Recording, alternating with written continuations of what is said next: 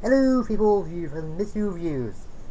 Today I'll be reviewing the third and final arc for Digimon Adventure 02, or if you like to call it the Oikawa arc, or whatever. This arc just begins with episode 38 and ends with episode 50. And the arc actually starts with the Christmas special, but as I said in the last video, I'll be reviewing that and the three-part uh, Digimon World Tour in Christmas, since those episodes take place around or maybe in Christmas. I can't really tell with the World arc thing, but I didn't technically four part story for the World Tour thing, because it does start with them going, or just ends with them going around the world to go for the other Dizzy Destinies, but you know. But I will highlight some of this stuff that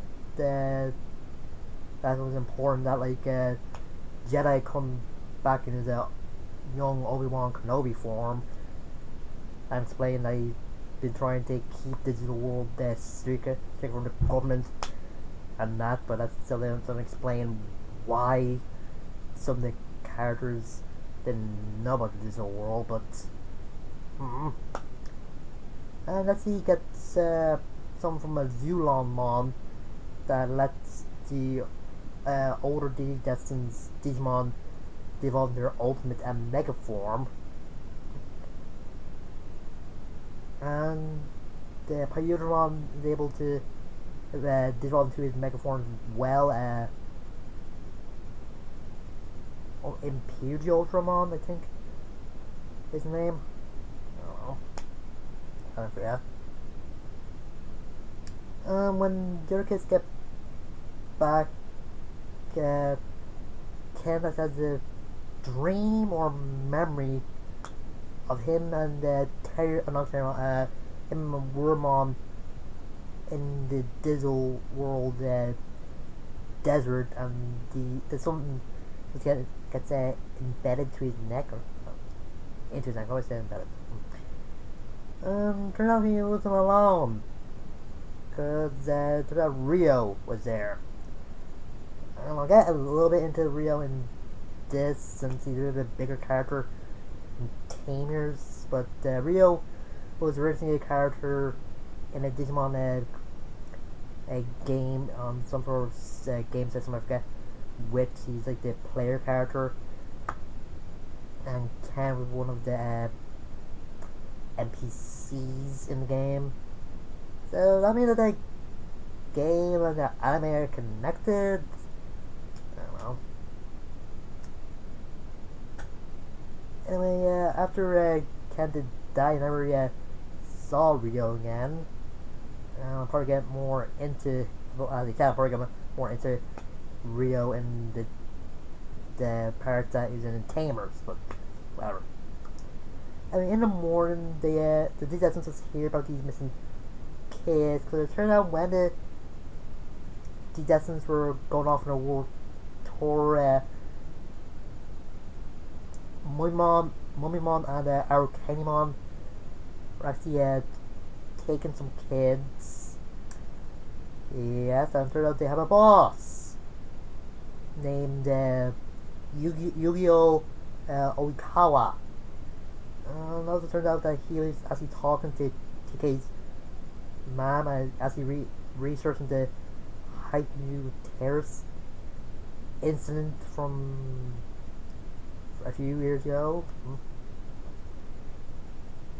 Anyway, then some virus Digimon turn up, or as they're called, the Daemon, and they're made up of some of the Devmon evolutionary line, like Marine Devmon or Lady Devmon, just stuff like that. And there's this one Digimon that seems like he's having a caffeine high, named Skull Severimon or something, I forget the name. And that's able to freeze Impure Ultramon in like the stone or something, and that just got the other old Digimon to give up their ability to develop further into Ultimate Mega to free Imperial Ultramon from being stuck like that. This gave him a new form known as Imperial Ultramon Fighter Mode. Let's say the two forms are just great, and you're able to defeat the Skull Mexican jumping bean, but whatever. And Eric Hamon shows up and asks Ken to come with her in a van. That's all that's the kids. Yeah, kids in a windowless van. Did the parents say about to get into a van with strangers? And of course, Ken does give himself up, but Davis and Worm are actually chasing that after him when while Davis is on a Blazer Run.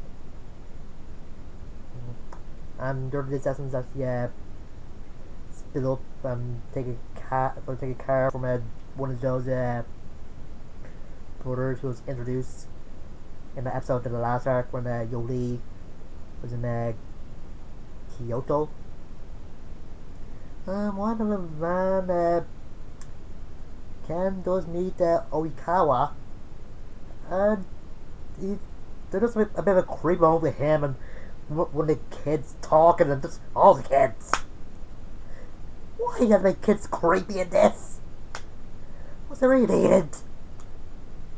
And it's real in this that Oikawa was the one that sent the email to Ken about going to the digital world after his brother died. It turned out the thing that went into Ken's neck when he and Worma were in the digital desert was called Dark Spore, and that was the reason why Ken was so smart and good at sports maths. Yeah, because he couldn't just make it that it was because of the Dark Ocean granted his wish or anything. I don't know why they had to change that. Like, I know there are different writers in this, but did they look back on the past episodes or whatever? Anyway, Okawa won Ken so he can copy Ken's Dark Spore and give it to other kids since they want to be just like Ken. Then the other descendants actually take care of some of the Daemon Core, with Yoli and Carrie taking care of Lady Devmon and TK and Cody trying to protect the hospital from Marine Devmon. At this point, Cody and Yoli a little are just really hesitant about killing Digimon, even though Ty and Carrie had this talk about her and the others had to face their biggest challenge that never killed, or as they say, destroy a Digimon before. But like with the tone same from the first season with Matt and Yoli, I think that Cody being uncomfortable with killing a Digimon suited him better than it did with Yoli, because his dad was like a cop, and I don't really know his dad would improve if he killed like a living being or anything. But the things that Yoli went through was okay for a little character development, but whatever. And then Daemon actually shows up, and the other Digimons tried taking him down, but he's a mega. And so they only have one mega on their team, so what do you expect to happen? And David does rescue Ken before Daemon actually shows up. And it may or but it seems like David was acting like a white knight to Ken's damsel in distress, and that's since he was technically riding on a horse, but whatever. Anyway, since everybody's just freaking out since they're barely able to defeat Daemon, Carrie suggests that they try putting him into the dark ocean. Since if they try to open a portal to the digital world, he'll probably come back. He actually opens the portal to the digital world, so that makes sense why they think he'll just come straight back. But Yodi's saying that none of them know how they can get to the dark ocean, since Kyrie's only brought there somehow to get how. And same thing with Ken, and another same thing with Ken, since he said he can open the portal to the dark world, but he needs to, well, tap into the darkness inside of him, I think. And it does work wherever he just hold on to Ken's hand when he just pointed his D3 at the sky. I heard that the place that Oikawa was bringing Ken and the kids, Highview Terrace. Yeah. It would make sense why in a few episodes, but if this is the first time you're actually hearing about Highview Terrace, it won't make that much sense. But anyway, after hearing that the kids have Jack's boards inside them, carries off him, does that mean that they all become Digimon Emperors at some point? And Ken saying that they hope they don't. So they just decide to keep tabs on the kids. So they just see their development into darkness or whatever.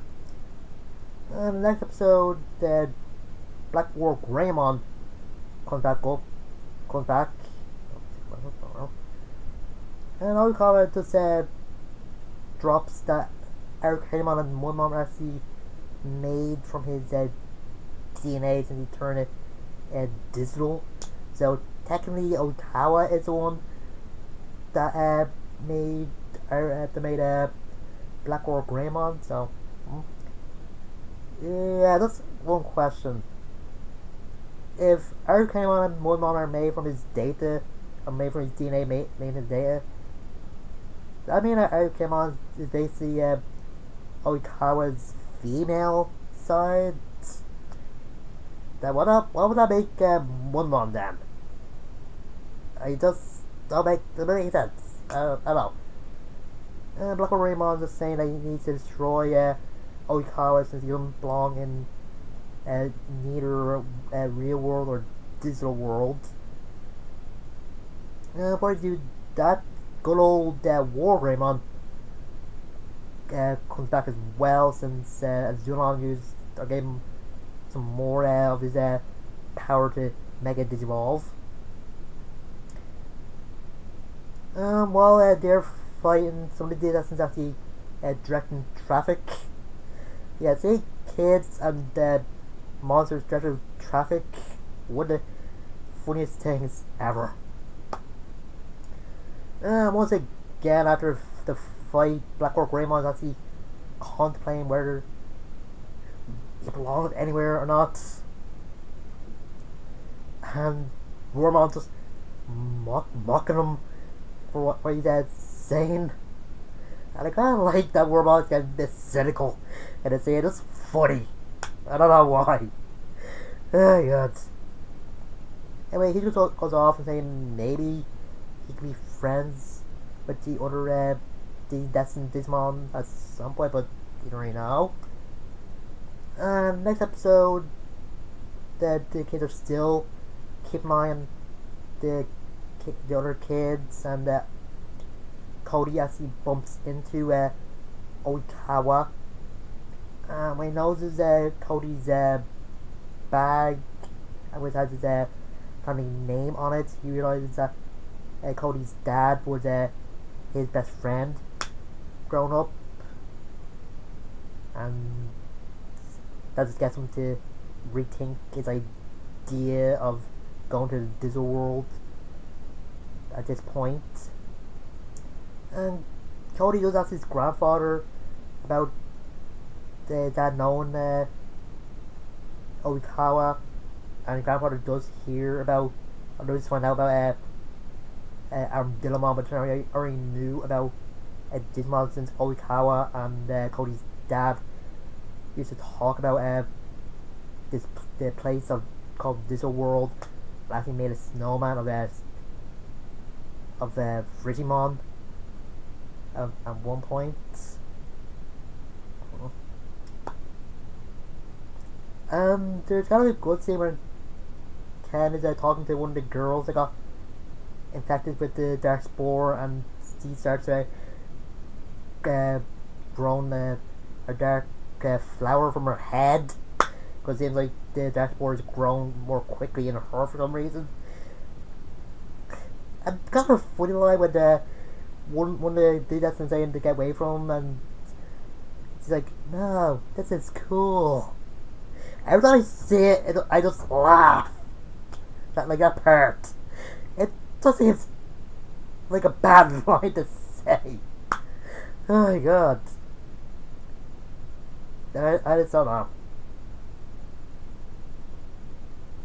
Anyway, then when Cody's grandfather turns up and just tries to get Oikawa to just calm down, and says that he'd like to talk with him about his son, and it seems like Oikawa is gonna go back on his plan, but then some sort of force takes him over and we're about to attack Cody's grandfather, but Black Hole Greymon shows up again and actually senses the darkness inside Oikawa, and says he can't let him back in the Digital World. Yeah, I don't know why they need to play the pronoun game, but whatever. And Black Hole Greymon decides to give up his last hour's strength to close the portal in Heightenview Terrace, and just call him the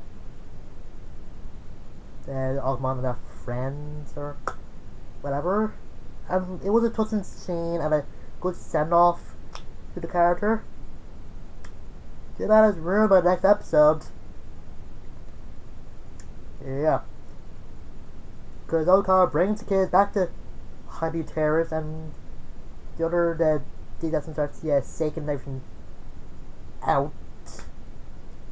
Turned out the way he taken to get into the Digital World was by the key cards that were being used by the Destins back in season 1, my oldest one. But instead of putting down Gomamon, he put down the Agumon, and for some reason he had the kids sing a song. I don't know, I think they're trying to make the character crazier than he already was. And the portal does open to somewhere, but it's not the Digital World. It's some sort of mess up of fantasy or something. And the portal does close for the older Destins as you go in, so it's only the O2 cast that's facing Oikawa. And it's finally revealed who the big bad of the season is, and of course, it's my oldest one. And it could have been obvious that was him, since he did mention his storyline from season 1 more than some of the other villains that the older Descendants faced. And it turns out that when the older Descendants were going back into the digital world to face the Dark Masters, Oikawa was actually there, was just begging to go there with them. My old one's ghost, as he's saying that he can bring him to this world, but he needs to do some stuff for him. And it turns out that the Dark Spore actually my old one's power supply. When he takes all the power from all of them, he actually dissolves into I think a super ultra level Digimon called Metal. My old one. Yeah, there's a Digimon form that's super ultra. That's just mega. But, And of course, like Pokemon and Gachumon, he actually destroys Arcanimon and the Moimon, but I think Moimon put a better fight. After seeing that, some of the Descendants are a bit nervous or scared taking him on, everybody except Davis and X-Vemon, and Cam was gonna fight with Davis, but his hand was just shaking and he's scared. What else? Oh yeah, there was also a part in the next episode where my husband actually puts the Descendants in a world of their desires. Now Cody and TK's desires kind of make sense. Like TK wanted his family to get back together, and Cody wanted his dad the digital world. But Lee and Carrie's, I don't know, like they do match up to their personalities, but it doesn't seem very psychological, like with the TK and Cody's. Like Lee just wanted to be an only child, so he wanted to share everything, and Carrie just wanted world peace for Digimon and humans. Was he trying to win some sort of beauty contest or something? Or Miss Japan? I don't know. But the darkest has to be Ken's, because he sees himself dressed as Digimon Emperor again, tied to one of the control spires, and Digimon actually killing him, and then seeing his brother. Yeah, Digimon, digital monsters, ready for kids. And with Davis, he didn't have any desires, since he's happy with his life and don't want to change a thing. So he and Vemon's two Digiarmor form and his champion form actually go to the others and get him out. Yeah, it turned out that when the others were put into my own one's pleasure universe, Davis just wished that Vemon could be stronger to take him down. So when the others heard that, they just get their own wishes, and their Digimon actually evolved into their their champion armored Digi evolution form and their DNA form. So I guess you can call the world the Wish World, but whatever. Yeah, I mean, all that was just being by the power of Davis, of all things. And then that'll be the last time. Anyway, with the old Digidestineds, they try again to the Digital World. And how? By going to the summer camp from the first season. Yeah, it's going full circle, people. Full circle. But it isn't working at first, but eventually it does. And all the other Digidestineds around the world have to do it as well. And I have to say, the music they use when they actually show the other Digidestineds going to the world in the Japanese version is a bit better, and I think it fits the moment better as well than in the English version, but that's just my thing, but whatever.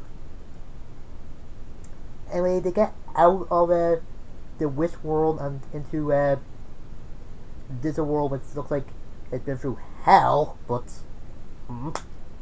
and at that point, my old mom once again tries getting into the real world to take it over. Because good to see he hasn't changed one bit, hey? And the portal to the dark world opens again, I think, or the character senses darkness and she's screaming her head off.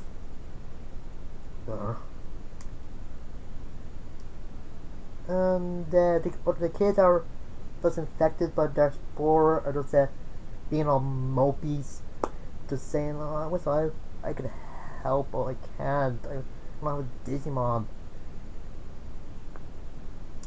And David's saying they don't. Then David's saying that they don't need a Digimon, and they can fulfill their own dreams and stuff like that. And when the kid asks what he dreams, he said they wants to make the best noodles ever and pull a noodle cart. So as I said, once again, my Osmond is beaten by the power of David, since when the other kids say what their dreams are, to start getting happier, which makes my Osmond weaker.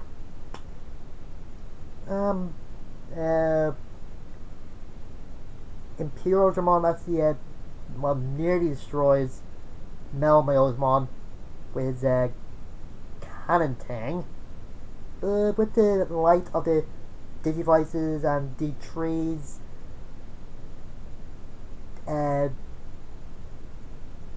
Marathon is destroyed forever, maybe.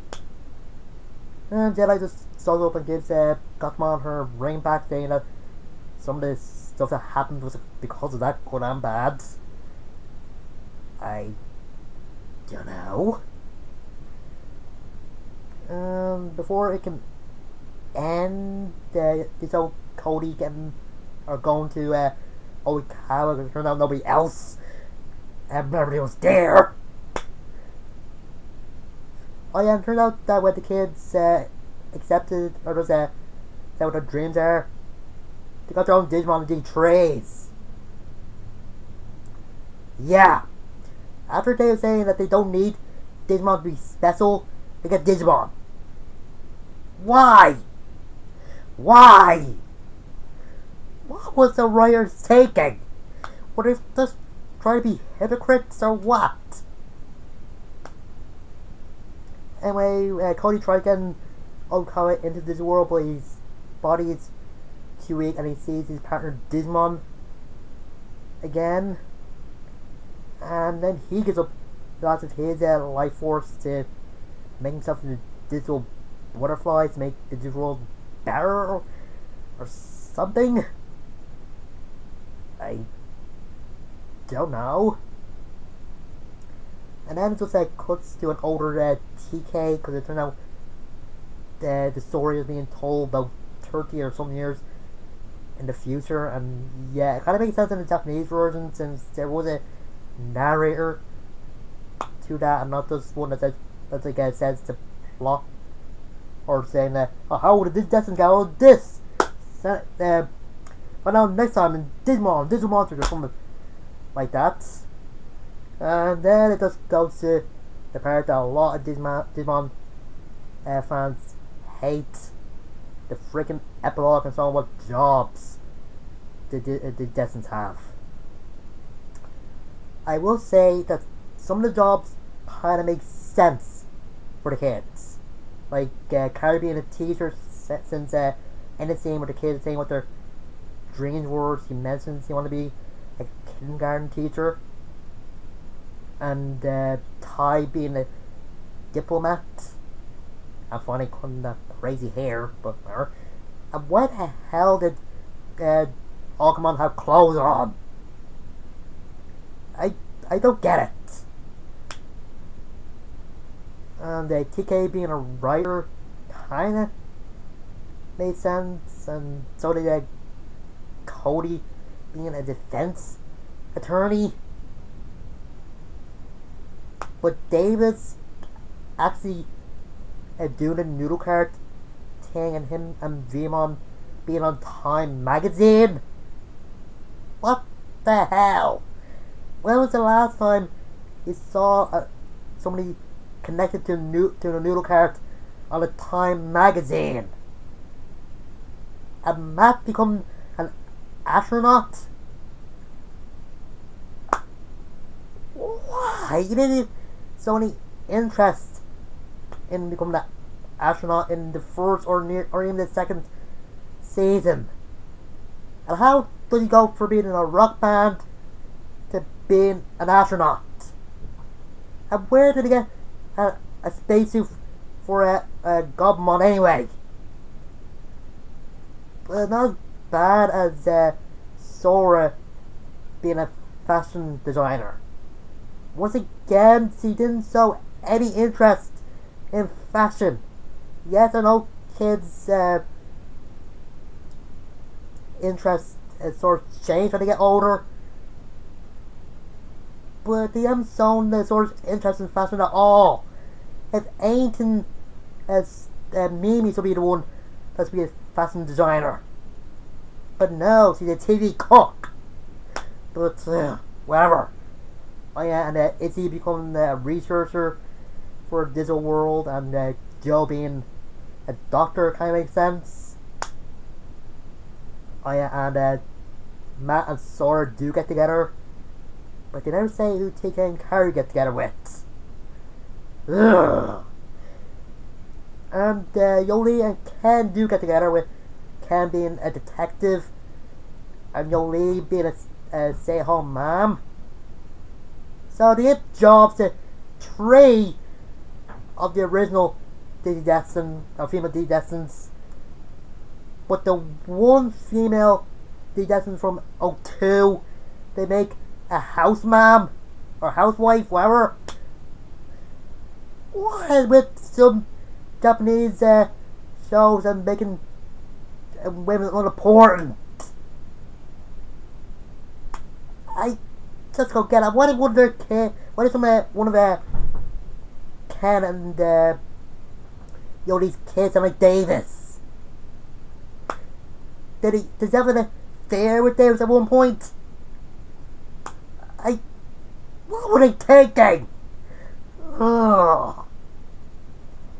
I am just glad that this isn't the last thing for the the Adventure series, since Digimon Adventure Try came out in 2014, 15, I can't forget.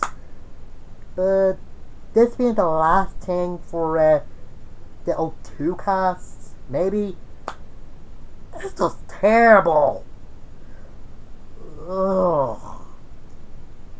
But technically this isn't the last thing, since there is a second movie for Digimon Adventure O2, and I will give my full thoughts on the series with the movie. I will say that the third act was good, especially with the Daemon thing, but like some other people, I think I would have had the Daemon be Deadmon reborn or something. But I am glad that they did bring in one of the members of the Demon Corps, because I think some of those Digimon are cool. Yeah, I don't think laying them on is that interesting. It kind of makes sense why it's only in Digimon Crosswords or English version Digimon Fusion, but whatever. The overall third arc was great, not as good as the first arc, but a bit better than the second one. What can I say? And as I said, next time I'll be reviewing the second movie for the O2 series, where another old enemy from the original Digimons come back, but he's a bit harder to take down this time. Anyway, until next time, I'm Stu. See you guys.